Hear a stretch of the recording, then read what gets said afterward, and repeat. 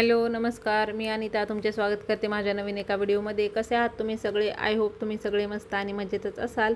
तर चला, आज ना आहे रविवार आणि इथे माझी नाश्त्याची तयारी चालू आहे। सकाळची चहा पाणी वगैरे झालेली होती आणि आज यांना खायचे होते डोसे। तर डोसे आणि बटाट्याची भाजी असते ती। तर मग पहिले काय केलं, याचं पीठ वगैरे मी असं डब्यामध्ये सोडून घेतलं। त्याच्यामध्ये सगळं काही टाकलेलं असतं। आपल्याला थोडंसं मीठ टाकायचं आणि पाणी टाकून थोडंसं पातळ करून घ्यायचं।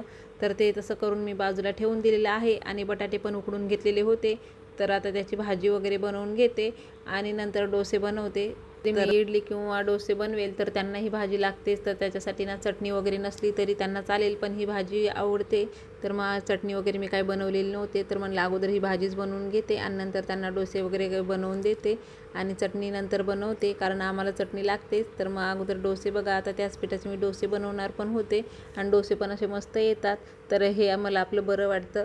कधी खायचं जरी झालं ना, ते इडलीचं पीठ भिजवा आंबवा हे करण्यापेक्षा हे रेडीमेड पीठ भेटतं, ते पटकन आपलं घेऊन यायचं आणि करून द्यायचे डोसे किंवा इडल्या आणि छान होतात। आपण जसं घरी बनवतो तसंच असतं हे पण। तर बघा, आता हे इडलीचंच पीठ आहे, पण याच्यामध्ये मी पाणी टाकून थोडंसं हे केले। तर जास्त असे पेपर डोसा वगैरे नाही बनवते, थोडंसं जाडच बनवते। आणि रुद्रची पण आंघोळ वगैरे झाली तर त्याला पण नाश्ता देते। तर तो बोलत होता, मम्मी मध्ये भाजी घालू नको, मला पण साईडलाच भाजी दे।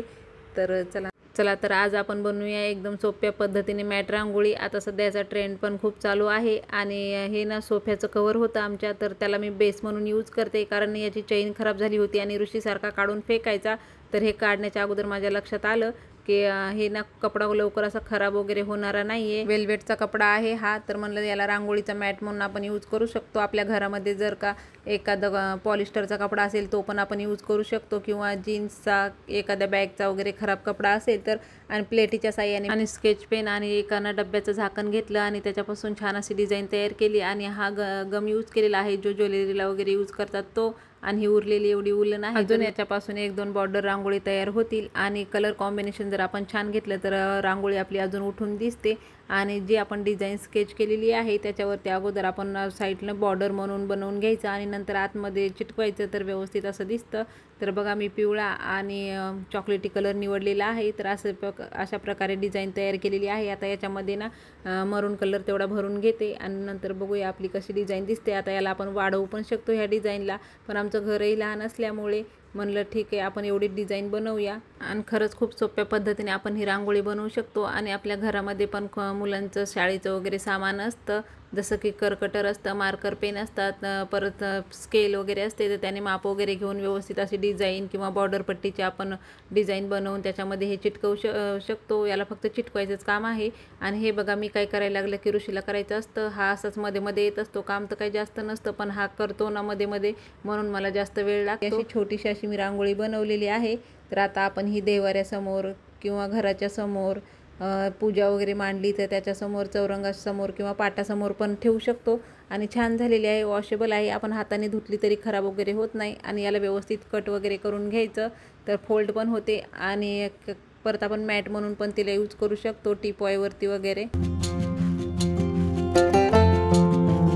आज सुट्टी असल्यामुळे माझं हे काम कंप्लीट झालेलं आहे आणि संध्याकाळी परत आम्ही निघालो होतो थोडंसं बाहेर।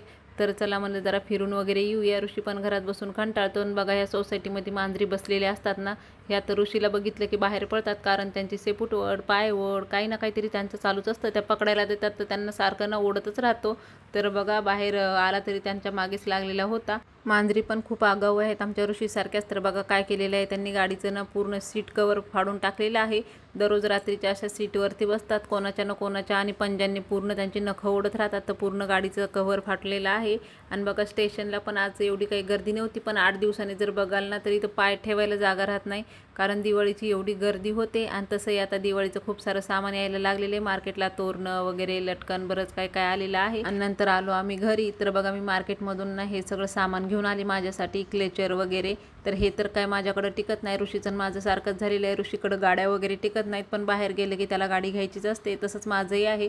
क्लेचर म्हणा, क्लिप म्हणा, हेअरबँड, हे असं सगळं सामान मी बाहेर गेलं की घेऊन येत असते, पण याच्यातलं काहीच माझ्याजवळ राहत नाही। कुठे हरवतं काय होतं, हा ऋषी कुठे टाकतो काही समजतच नाही। चला असो, आता हे सगळं सामान वगैरे घेऊन आलेली आहे। आणि तुम्हाला आजचा व्हिडिओ आवडला असेल तर लाईक शेअर सबस्क्राईब नक्की करा। बाय।